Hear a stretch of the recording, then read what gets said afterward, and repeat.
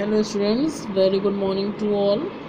Students, in previous day class we had read about types of government. Today we are going to read about what are the differences between both types of government, that is monarchical और Republican. Students कल देखिए हमने types of government को discuss किया था आपको, ठीक है.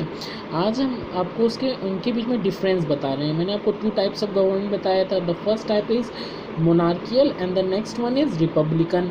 अब उनके बीच में क्या डिफरेंस होते हैं, ठीक है. इन दोनों डिफरेंसेस को आप लोग प्रिपेयर कर लीजिएगा students. The first difference monarchial government में देखिए, दिस टाइप वॉज हेरिडिटरी. ये जो मोनार्कियल टाइप ऑफ गवर्नमेंट होती है हेरिडिटरी होती है. हेरिडिटरी मतलब मैंने क्या बताया था स्टूडेंट्स आपको, यानी ये जो पावर होती है वो राजा से उसके बेटे को मिलती है, ठीक है. और the power passed on from the king to the सन.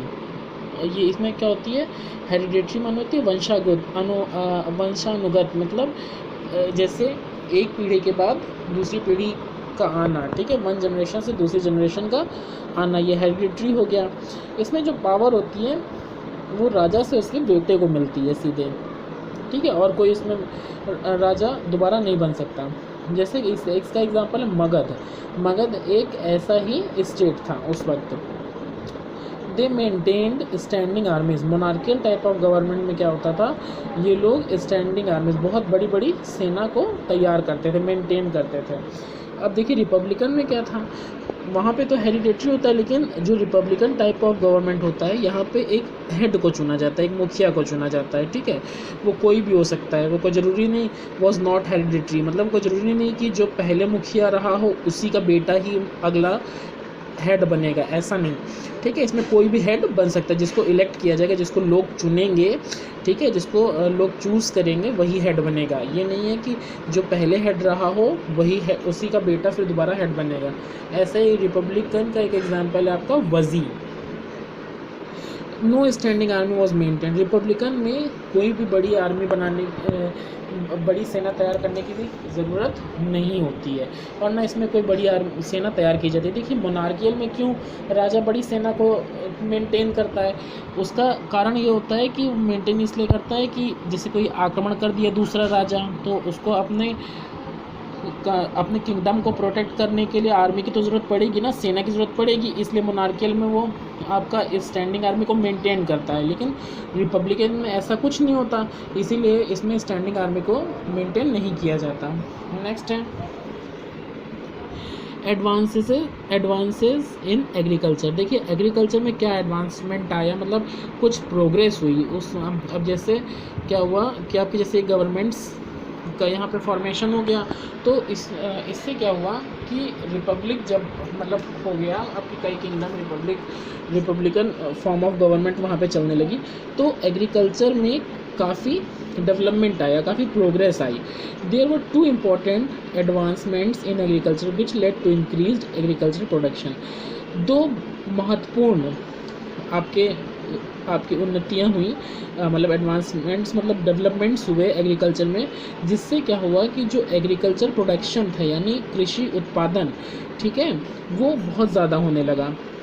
कृषि मतलब खेती किसानी. Students firstly now iron ploughshares were used to till the land. यहाँ पे सबसे पहले क्या किया गया, आयरन प्लोशेयर्स मतलब लोहे के हलों का इस्तेमाल किया गया लैंड को, मतलब खेतों को जोतने के लिए, ठीक है.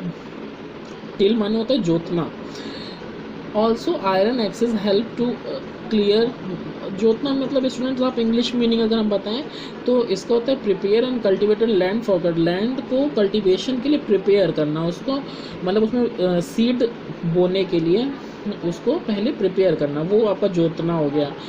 Also iron axes helps to clear land for agriculture. और इसके साथ ही साथ लोहे की कुल्हाड़ियाँ का भी इस्तेमाल किया गया. मान लीजिए उस पर कोई पेड़ वगैरह है तो काटने के लिए, एग्रीकल्चर के लिए, उसको लैंड को साफ़ करने के लिए. सेकेंडली दूसरा काम क्या किया गया, farmer begins adopting new techniques in agriculture.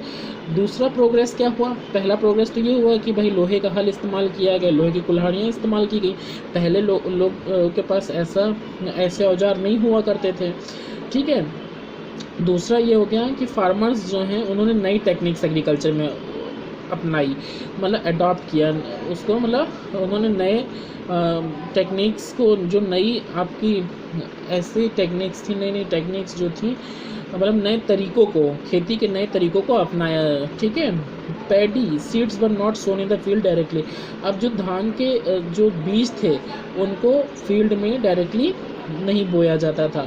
सबसे पहले क्या होता था, सैपलिंग्स वर ग्रोन, सबसे पहले उनके छोटे छोटे पौधे उगाए जाते थे। सैपलिंग माने होता है छोटे छोटे पौधे, धान के छोटे छोटे पौधे उगाए जाते थे और फिर उनको ट्रांसप्लांटेड इन द फील्ड, और फिर उनको क्या किया जाता था, फील्ड्स में ट्रांसप्लांट कर दिया था। ट्रांसप्लांट पहले कहीं दूसरी जगह पे धान के छोटे छोटे पौधे उगा लिए गए और फिर उन्हीं छोटे छोटे पौधों को क्या कर दिया गया, खेतों में लगा दिया गया। तो इससे क्या हुआ कि जो धान के बीज थे उनको डायरेक्टली सोन मतलब बोया नहीं गया, ठीक है, उनको फील्ड में डायरेक्टली नहीं। वैसे क्या होता था पहले के समय में, धान को डायरेक्टली बोया जाता था, फील्ड में सोन किया जाता था। लेकिन जब नई टेक्निक्स उन्होंने अपनाई, नई तरीके अपनाए, तो उसमें क्या हुआ कि सैपलिंग्स जो होती थी, पहले उनके छोटे छोटे जो पौधे होते थे उनको वो लोग ग्रोन करा लेते थे, उनको पहले उगाते थे और फिर इन्हीं को वो क्या करते थे, फील्ड्स में ट्रांसप्लांट कर देते थे, मतलब ले जाके उसे लगा देते थे वहाँ पे। This led to better rice production. इससे क्या हुआ स्टूडेंट्स, जो राइस का प्रोडक्शन हुआ वो बहुत ज़्यादा बढ़िया हुआ, पहले के कंपैरिजन में काफ़ी बेटर प्रोडक्शन हुआ राइस का, ठीक है। नेक्स्ट है स्टूडेंट्स टैक्स कलेक्शन। मतलब पहले जो आपका इन गवर्नमेंट्स में टैक्स कलेक्शन कैसे होता था, देखिए जब राजा जो था वो तो उसने अपने ऑफिशियल्स को अपॉइंट कर रखा था टैक्स कलेक्ट करने के लिए। The Raja needed resources for maintaining an army and also for fortifying the cities. जो राजा था उसको रिसोर्सेज की ज़रूरत थी अपनी आर्मी को मेंटेन करने के लिए, जो मतलब उसकी इतनी बड़ी सेना थी, तो उसको भाई अब उसका खान पान, उसकी सैलरी, ये सब चीज़ें की मेंटेन करने के लिए उसको रिसोर्सेज की ज़रूरत पड़ेगी कि नहीं, संसाधनों की ज़रूरत पड़ती थी। And also for fortifying the cities, और अपने शहरों को, जो उसके सिटीज़ हैं, अपने जो उसके शहर हैं राजा के, उनको भी मजबूती प्रदान करने के लिए, उनको चारों तरफ से दीवारों को घेरने, उनके चारों तरफ दीवार बनाने के लिए, किले बनाने के लिए भी उसको काफ़ी रिसोर्सेज की ज़रूरत थी। The people had to pay taxes to the king who appointed officials to collect taxes. जो पीपल होते थे, लोग जो होते थे, वो राजा को टैक्स देते थे, ठीक है, टैक्स माने कर दिया करते थे।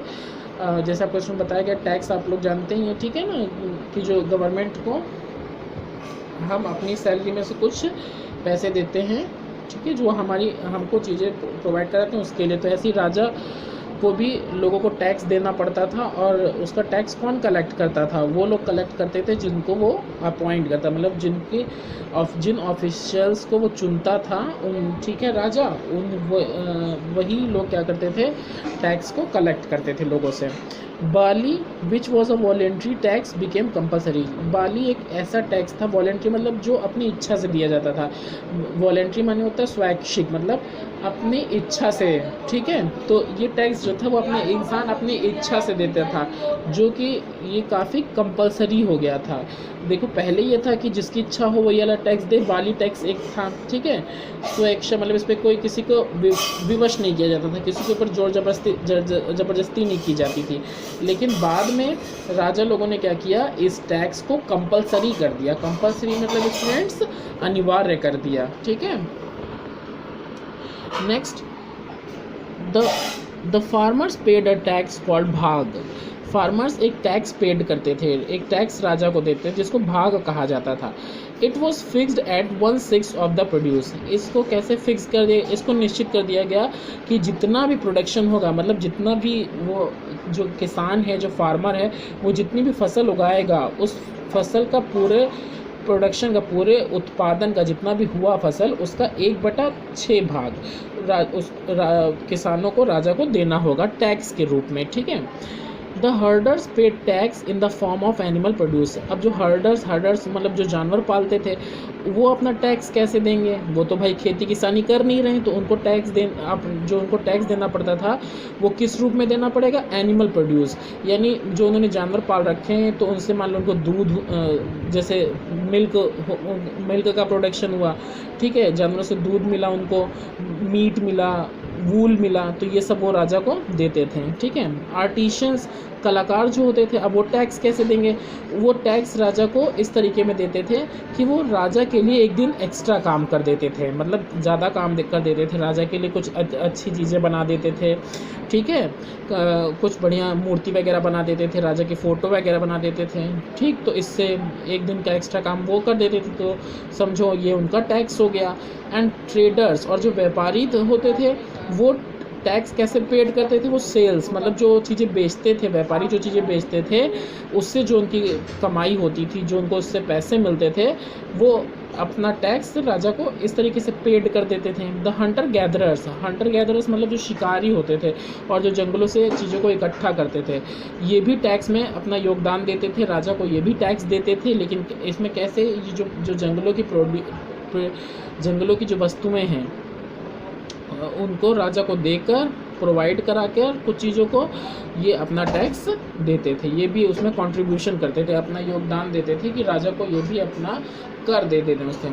फिर नेक्स्ट है आपका एलेक्जेंडर्स इन्वेशन, एलेक्जेंडर का आक्रमण। एलेक्जेंडर मतलब आपका सिकंदर है, ठीक है, उसने आक्रमण किया था भारत पे। तो इसमें आपको यहाँ पे बताएंगे एलेक्जेंडर्स इन्वेशन, ये उसी टाइम पीरियड पे हुआ था जब आपकी ये अर्ली किंगडम्स और रिपब्लिक्स जो आए, आपके जनपद महाजनपद, उसी वक्त आपका middle of 3rd century BC, मतलब तीसरी शताब्दी, आपका जो 3rd सेंचुरी जो थी, तीसरी शताब्दी जो थी, उसमें उसके बीच में, ठीक है, उसके मध्य में अलेक्जेंडर ने अपना आक्रमण किया। India was invaded by foreigners from the north west, Bharat पर विदेशियों ने नॉर्थ वेस्ट से आक्रमण किया, ठीक है आपका। One such foreign invader was the famous the ruler of Macedonia. इनमें से एक जो सबसे आपका फेमस, सबसे प्रसिद्ध आक्रमणकारी था, विदेशी इन्वेडर माने क्या होता है, आक्रमणकारी जो अटैक करता है, ठीक है। तो एक जो विदेशी आक्रमणकारी था, इन्वेडर था, वो मैसिडोनिया का रूलर था, और वो कौन था, एलेक्जेंडर ही मैसिडोनिया का रूलर है। मैसिडोनिया स्टूडेंट एक पुराना राज्य है जो आपका कहाँ पे था, north eastern part of present day Greece, जो आज मतलब ग्रीस राज्य है आपका, ठीक है आपका। वो ही पहले क्या था, वो वही मैसिडोनिया था जो आज ग्रीस है, वही पहले एक पुराना राज्य था, प्राचीन समय में एक राज्य हुआ करता था नॉर्थ ईस्टर्न पार्ट में, जो आज ग्रीस है, वही मैसिडोनिया था। वहाँ का एक फेमस रूलर था, हाँ, मैसिडोनिया का एलेक्जेंडर, उसी ने भारत पे आक्रमण किया था। कब किया था, 3rd सेंचुरी BC के मध्य में, मिडिल में। At the young age of 26 he left his country with a huge army to conquer the world। उस 26 साल की यंग एज में, यानी 26 ईयर्स की जो, जब वो यंग एज में था, तो उसने अपना कंट्री, अपने देश को छोड़ दिया था।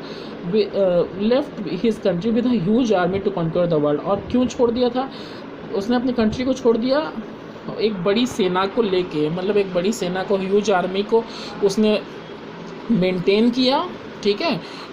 और क्यों मेंटेन किया था, क्योंकि वो पूरे विश्व को अपने कब्जे में करना चाहता था, तो कॉन्क्योर, आक्रमण करने के लिए वो पूरे विश्व पे, वर्ल्ड पे आक्रमण करना चाहता था और राज करना चाहता था, ठीक है। तो उसने अपने देश को छोड़ दिया 26 साल की उम्र में, और एक बहुत बड़ी सेना के साथ उसने विश्व को कॉन्क्योर करने के लिए निकला। आफ्टर कॉन्क्यूरिंग, और उसने बहुत सी जगहों को अपने कब्जे में कर लिया। कॉन्क्यूर मीन्स होता है अपने कब्जे में कर लेना, ठीक है, उस पर आक्रमण करना और उसको अपने अंडर में कर लेना। तो कॉन्क्यूरिंग में उसने इजिप्ट को, सीरिया को, पैलेस्टाइन, पर्शिया, इन सबको अपने अंडर में कर लिया। ही मार्च ट्रम्फेंटली टुवर्ड्स इंडिया। मार्च मतलब होता है आगे बढ़ा, ट्रम्फेंटली मतलब उसकी यहाँ पे जीत हो गई थी, वो लगातार जीतता जा रहा था। उसने इजिप्ट, सीरिया, पैलेस्टाइन, पर्शिया, इन सबको अपने अंडर में कर लिया था। फिर वो इसी जीत के साथ वो इंडिया की तरफ बढ़ा। When he reach the river Beas in Punjab, his soldiers refuse to go ahead. जब वो एक बीज नदी है आपकी पंजाब में, वहाँ पे जब वो पहुँचा तो उसके जो सैनिक थे उन्होंने कहा, मना कर दिया, आगे जाने से मना कर दिया। दे वर स्केयर्ड, क्योंकि वो डर गए थे। They had heard that the Indian rulers had huge armies with elephants and chariots. क्योंकि अच्छा, वो सैनिकों ने मना क्यों कर दिया एलेक्जेंडर के कि हम आगे नहीं जाएंगे पंजाब में, तो ऐसा इसलिए क्योंकि उसने सुन रखा था, उन सैनिकों ने सुन रखा था, वो स्केयर्ड में